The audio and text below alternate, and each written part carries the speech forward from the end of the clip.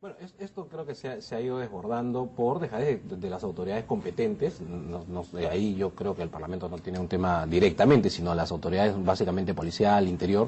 Pero me sorprende ver a la CGTP que no se hace otra cosa que marcha, ¿no? Porque claro, yo estoy de acuerdo que apoyen al gremio de construcción con las situaciones que hay, pero no sé si la marcha es la solución a este tema, o es más bien presentar algunas alternativas o ver cómo entre ellos mismos que tienen información, porque siendo el gremio principal de los trabajadores, deben tener la información para poner al descubierto, denunciar y no cubrirse a aquellos que son infiltrados en estas mafias de construcción.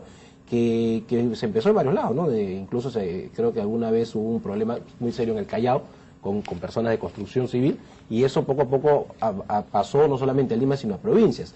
Entonces, ahora, ¿quién no ha escuchado a una persona que está haciendo una construcción, con el boom de la construcción, que te dicen, tengo que contratar un policía, de estos famosos de 24, que doble trabajo de nuestra policía, para que cuide que no vengan estas personas a exigir cupos? Bueno, vamos ahora a hablar sobre la corrupción en las alcaldías. Pronto, ya en unos meses. Y gobiernos regionales también, ¿no? Vienen las elecciones, ojalá podamos decidir bien. Pero bueno, el procurador anticorrupción, Cristian Salas, ha salido a decir que más del 90% de alcaldes en el Perú son investigados por temas de corrupción. Y más del 50% de este 90% que está investigado va a la reelección. Más o menos 195 provincias y 1.840 y tantos distritos. Sí. Entonces, cuando Cristian Salas se refiere al procurador, se refiere a tantos alcaldes, se refiere a exalcaldes, que sería alcaldes seguro en vigencia. Ahora, también hay que tener cuidado, hay muchos, los que han sido alcaldes o autoridades ediles, hay muchas denuncias que van por el lado incluso de situaciones que todavía no han sido corroboradas, ¿no? Ojo con el dato. Pero sí es verdad que no se le ha puesto mucho interés pues a los municipios, a los gobiernos regionales. O sea, la atención de la opinión pública normalmente está en los órganos de carácter nacional, constitucional, claro, el gobierno central, Poder Judicial, ministerios, Congreso, etcétera. Y ahora que se ha empezado a mirar un poco, creo están que de moda, están de moda. Pero creo que es importante, claro, siempre con la prudencia suficiente, ¿no? Bueno, tampoco es que todo el mundo sea culpable de los hechos, porque una clásica denuncia, que obviamente no es corrupción, es el tema de abuso de autoridad, ¿no? Cuando cierras un local, etcétera. Los temas de corrupción seguro pueden estar por otro lado, pero igual todo eso es materia de investigación. Pero sí es verdad que ha sido tierra de nadie. Hoy día ya podemos tener por lo menos, y a diferencia del procurador anterior, que usó el cargo más bien para fines políticos, procurador, Arbizu, este procurador por lo menos creo que está yendo a un tema interesante. Creo que en un momento electoral, y pasado el proceso electoral, debería seguir investigando y ver cómo se corrigen los mecanismos de control. Creo que los consejos, a veces, tanto regionales o municipales, no terminan siendo un buen mecanismo de control, y la Contraloría parece que también, le falta alguna herramienta, tal vez sea presupuesto o de recursos humanos, ¿no? Porque la cantidad de denuncias no es por las puras, ¿no? Yo no estoy muy seguro, y ahí discrepo un poco con Johnny, en relación a si la reelección es un motivo no de corrupción, ¿no? No sé si es el incentivo perverso que te lleva a la corrupción, o más bien no te cortas de un incentivo de poder hacer una buena gestión para que tus ciudadanos te vuelvan a reelegir. Yo no estoy muy seguro, y por eso creo que nosotros no estábamos en esa línea. Creo que es un tema debatible. Ojalá que no se enfoque solamente en los temas de obras, porque la corrupción de un municipio es cuando un ciudadano tiene que coimear a un funcionario para que le den la licencia, o cuando tiene que coimear a un funcionario o a un alcalde para que le autoricen unos pisos más o unos pisos menos. Por eso que hay funcionarios o gente vinculada a gestiones que aparecen con departamentos y casas. ¿Por dónde empezar? Nuevos. ¿Por abajo o por arriba? Entonces ahí se habla solamente de obra, pero hay otra. No sé si estará, por ejemplo, ahí la alcaldía de Lima, ¿no? Por el caso de la Caja Metropolitana, eso es corrupción, por amor de Dios. Uno mira lo que ha pasado con ese préstamo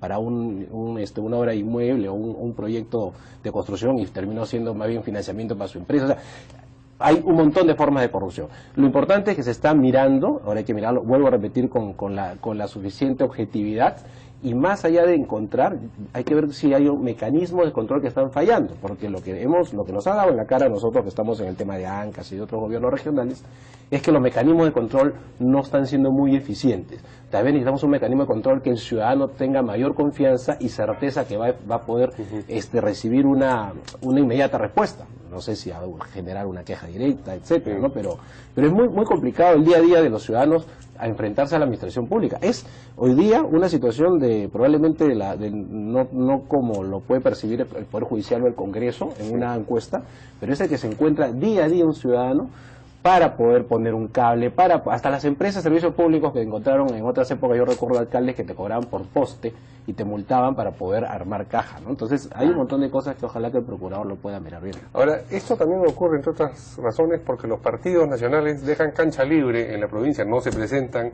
a las elecciones provinciales, no se presentan a los gobiernos regionales. Sí, sí, el sí, PPC, sí. ¿por qué no, es verdad, bueno, no postula Nosotros tenemos candidatos, sí, en todo el Perú. en todo el Perú, pero no a todas las, digamos, No, a lo largo de todo el Perú, completamente, algún claro, candidato a lo largo, hay, sí, pero sí, hay no. una buena cantidad. Sí, Acción Popular y PPC, No, no, sí, por PPC de supuesto, Lima, nosotros no, sí, de Lima. tenemos alcalde, hasta tenemos alcalde en Cusco, nosotros no, lo que pasa es que cuando tú tienes partidos que son, digamos, fuertemente cuestionados en las provincias, y eso es una reforma, esa es una reforma pendiente del Congreso, en las provincias prefieren presentarse con movimientos regionales o movimientos locales.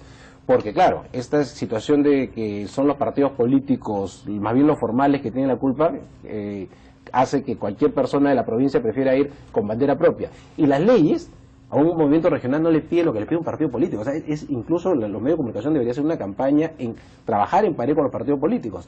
Un partido político tiene que tener locales en todos lados. Un movimiento no, se inscribe cuando quiere, desaparece cuando quiere, y obviamente cualquier ciudadano que tenga rabo de paja va a preferir mucho más rápido entrar a un movimiento antes que un partido que puede ser mucho más fácil. Por default, ustedes no participan. No, nosotros estamos participando. ¿Sí? Estamos participando en Chiclayo. Ahorita, por ejemplo, tenemos, Claro, pero son las excepciones, no es la norma. Nosotros en Chiclayo tienen para la municipalidad de Chiclayo. Sí, para la provincial. Por ejemplo, en algunos sitios como Chiclayo se está haciendo algunas alianzas con otros grupos, porque claro, tienes que contrarrestar la ola antipartido y la ola pro movimiento regional, ¿no? ¿A cuántos gobiernos regionales se está postulando el PPC? En gobierno regional no tengo el dato, lo debe tener la directiva, ¿alguno? pero sí, por supuesto. Pero el no de sé, Lima, que es el que va con la municipalidad. Está el de Tumbes, el de Piura, pero sé que están, yo te puedo asegurar, porque ha habido elecciones internas incluso para elegir candidato en todas las regiones. Nosotros tenemos No sé, candidatos. me decía Verónica de las broncas, pero no me dio ni... Bueno, en las broncas se puede haber visto en Lima, me parece un jalón siempre de orejas a los que hagan público la bronca, pero en provincia ha habido elecciones en todos los departamentos, ¿no? Muy bien. Con un breve comentario, importante porque la denuncia vino de América Televisión, ¿no es cierto?, sobre combustible que era robado por unos agentes policiales en Monterrico. Y bueno, el ministro del Interior ha presentado un sistema multiflota. Él dijo que algo se iba a hacer para que ya pare esto de los robos Él ha dicho que de gasolina. el 90% va a ser evitado gracias a este sistema que ha presentado hoy. Vamos a escucharlo.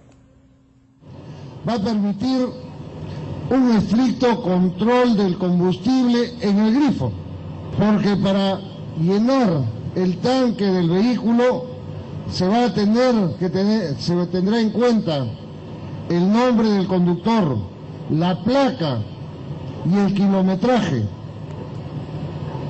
Con esto solucionamos el 90% del problema de la fuga del combustible en aproximadamente 10.000 vehículos con que cuenta actualmente la Policía Nacional del Perú a nivel nacional. El 90% del hurto de la gasolina se da en el grifo. Eso con este sistema lo estamos solucionando. El 10% se da por el personal que sustrae del tanque del vehículo.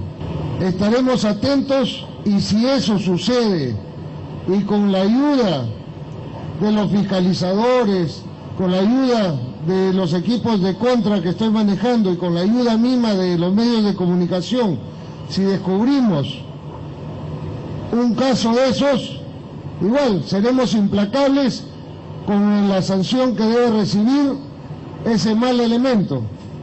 ¿Será eficaz este nuevo método o no se demorarán en clonar las tarjetas? Bueno, las tarjetas y las cañitas, ¿no? Porque absorben la gasolina. Ajá. Eso ha dicho que todavía Eso es el 10%, eso queda queda pendiente, el 10% ha dicho que bueno, digamos, más allá de a veces lo anecdótico que resulta el ministro en algunos casos, que a la población le interesa porque lo siente cercano, ¿no? Pero no queda pendiente el cuestionamiento que hay sobre él.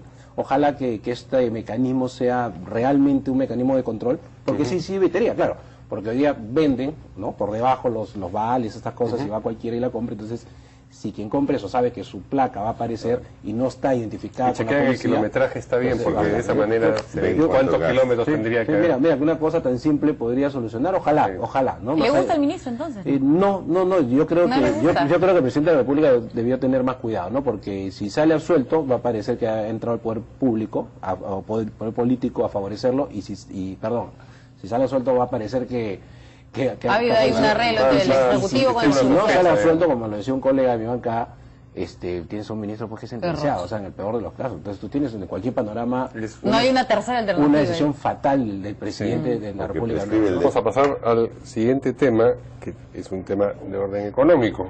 El económico del mes de mayo fue solo de 1,84%, cuando estábamos acostumbrados a cifras mayores, ¿no?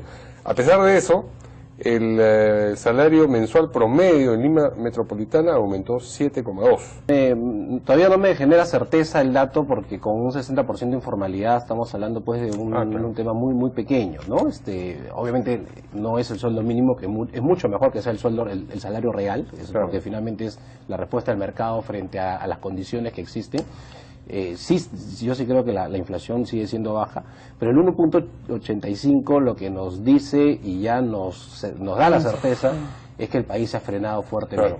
Ahora, yo estaba hace poco fuera y escuchaba un informe de una institución financiera importante sobre los próximos meses en la región, y en general todo el mundo está señalando que ya como que se ha estabilizado la caída, y que tiende a recuperar, pero va a recuperar en cifras como no antes. Estamos hablando de 3.5, 4% en general los países que lideraban, que era Colombia, que era el mismo Perú, que era Chile. Hay una visión positiva, pero yo sí siento que el gobierno no supo manejar las cifras y las situaciones exógenas que había, porque tuvimos un momento importante de ingresos extraordinarios que no han sido bien aprovechados.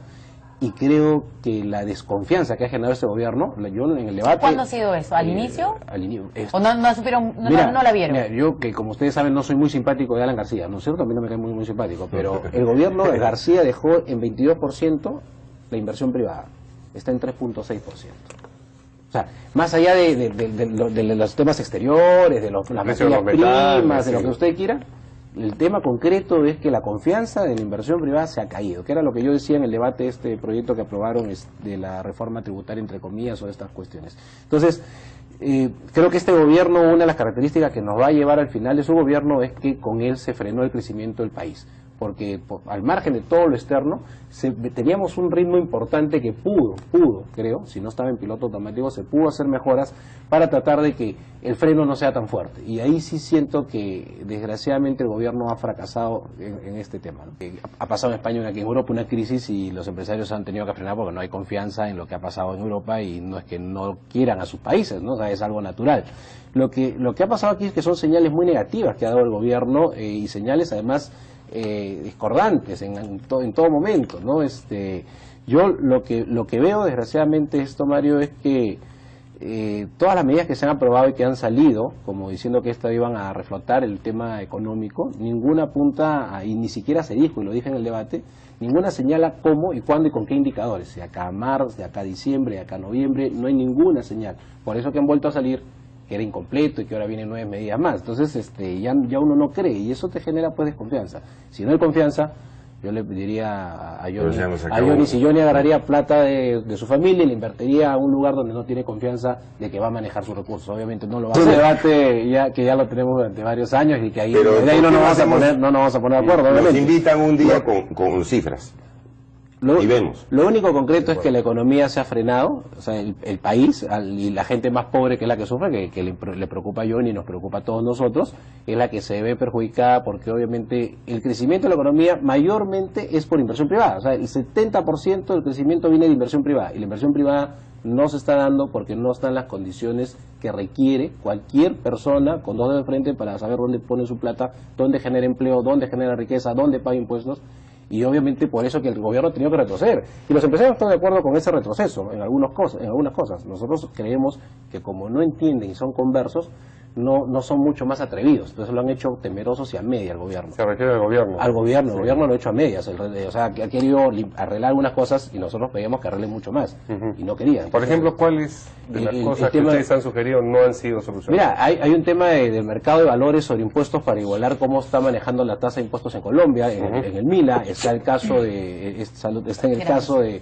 de la ilusión que el gobierno sigue manteniendo un concepto bastante amplio y que para mí me parece que eso es un concepto abusivo. Este caso de impuestos que son antitécnicos como el ITAN, el ITF, que siguen siendo impuestos para recaudar. Está el caso de pasar a una jubilación, por ejemplo, con el caso de un IGB por consumo. O sea, hay mucha reforma, o poner una escala, por ejemplo, una propuesta de incluir a los informales, no, disculpa la expresión, clavándole frente a todos los impuestos, sino en etapas, en escala, progresivamente, ¿cierto? Para que poco a poco vayan, o sea, no hay nada, y siempre voy a criticar que no hay ninguna novedad, la única novedad es cómo recauda más la SUNAT, y eso, bueno, ahora han girado más bien y están condonando un montón de intereses y moras que raramente, porque eso siempre se cerraron, habría que ver ahora por qué han cambiado de opinión, pero en general no veo ninguna medida que sea reactivadora, ¿no? Muy bien, atención. Trabajadores que emitan no como en la radio, recibo por honorarios por montos superiores a los 750 soles, ¿no? El mínimo vital, van a tener que aportar a un fondo de pensiones. Que tengan menos de 40 años, ese es Que un tengan menos de 40 años. Era de 30, pero nosotros lo pusimos a 40. Aunque sea. Está muy bien. Y van a tener, además, si no estaban ya en una AFP, no hubo un pelo. Van a tener, ustedes recordarán, hace ya, ¿qué? Como un año, 2 años, que se anunció que van a tener, si es que no tienen una AFP, ir a la AFP Hábitat. Forzosamente. Forzosamente no van a poder elegir otra, si es que no tuvieran ya, ¿es cierto?, una AFP. No, yo digo que estuvo muy mal hecha esta reforma y coincidimos ahí con Johnny en ese momento. Perdimos por un voto de nuevo en la permanente, para que vean lo importante que es cuando tenemos gente que no debería estar en la mesa y gente que debería aportar en la mesa. Ese fue el primer año, recuerdo. Pero en conclusión, coincido, esto debería prorrogarse el plazo, o sea, no debería verse en este momento hasta que no se pueda revisar bien las condiciones en las que entran o no entra un independiente. O sea, eso como término general coincido con Johnny. En tema ya de fondo, ahí tenemos un ejemplo de lo que nos decía hace un rato, cómo el Estado obliga a las empresas privadas.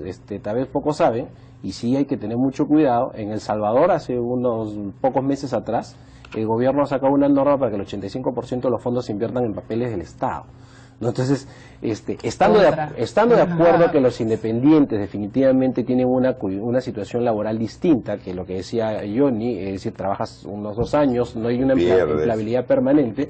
La lógica de una FP... No todos los días, ni todos los meses. No, la lógica de una FP es que tú recibes un fondo al final de cuando te jubilas, de lo que tú has aportado. Pueden ser 5, 8, 10 años en el sistema privado. En el sistema público es que cuando tú tienes 20 años, si no tienes 20, tienes 19 años, 11 meses, 29 días, por día no recibes una pensión, que es una estafa, ¿no? Entonces, y yo sí considero que el sistema privado es mucho mejor que el público, aunque me hubiese encantado, pero ya ese debate pasó hace muchos años, que tú firmaras un documento donde te informen que si tú no quieres aportar voluntariamente, tu vejez dependerá de ti, tú eres responsable de lo que tú quieres hacer. Pero ya no, el esquema está en que hay un sistema obligatorio. Entonces, ese sistema obligatorio te plantea, y ahí sí creo que la superintendencia ha tomado esa decisión, que cuando se aprueba licitar los futuros fondos o las futuras personas que ingresen al sistema de pensiones privado, se incluyó a los independientes, que no lo decía la ley textualmente, pero la superintendencia cuando hace, y el gobierno, el Estado, cuando hace la convocatoria hacia Hábitat, además se lo pone para que sea atractivo, una bolsa de los futuros independientes, a raíz de que la ley establecía que se iba a licitar los futuros afiliados. Entonces agarran tanto dependientes como independientes. O sea, para todos los nuevos. Que puede ser discutido, como dice Johnny, pero no ha licitado así, no ha licitado así, que eso es un tema ya que la superintendencia tendrá sus informes técnicos en qué parte de la ley se basa, ¿no? Pero coincido, y creo que habrá que hacer esfuerzos para que lo primero que se ve en el Pleno es una ley para que esto se patee por lo menos 2 años, si es que ese es el plazo que están planteando, porque yo creo que tiene que estudiarse. Mira, hasta ahora hay casi 2 años va a cumplir una moción que presentó el PPC-APP para hacer una comisión de estudio técnico, o sea, con tranquilidad, no político, para ver cómo va a ser los sistemas previsionales que hay en el Perú. O sea, el sistema público sigue siendo una estafa, repito, o sea, sigue siendo un problema. El sistema privado requiere algunas mejoras. En el debate nunca se vio temas, por ejemplo, de inversión. todo el mundo debate de las comisiones. Cuando tú consultas a los afiliados realmente, cuando yo presidí la Comisión de Economía, la mayoría de correos que venían no eran por las comisiones. Claro, o sea, si a mí me dicen va a bajar las comisiones, yo encantado. Espectacular. Y por eso pusimos en el dictamen que nunca se aprobó nuestro, una competencia cada 3 meses, para que a cada rato haya puja hacia la competencia. Entonces, Claro. ganaba. ¿Por dónde venían las quejas? Las quejas me venían, por ejemplo, en el tema de cuánto voy a tener al final. Y ese es el gran debate. Por ejemplo, hasta hoy día hay un tope máximo para invertir en el extranjero tu fondo de pensiones de 50%. Es decir, si el fondo crece de tal manera y no hay papeles suficientes en el mercado de valores o obras, infraestructura, proyectos de inversión suficientes para la cantidad de plata, no puedes retirarlas. Tienes que invertir igual acá en intereses mucho más bajos. No sé si me explico, pero... Ese es intervencionismo pero, también. claro. Entonces, por ejemplo, se dijo, ¿por qué de una vez no se levanta la valla y cada uno ve si es que hay mucha más rentabilidad afuera, invierto afuera? Hoy día hay varias obras que se han invertido en Vía Parque Rima, en varias obras interesantes que tú creo que estás viendo, pero a lo que voy es, creo que esta reforma quedó menos de la mitad realmente de haberla hecho. Y nuevamente, así como la ley universitaria, el tema de minería, en pesca, este tema no va a durar, no va a tener consistencia hasta la presencia del nuevo gobierno, desgraciadamente entrar nuevos debates, ¿no?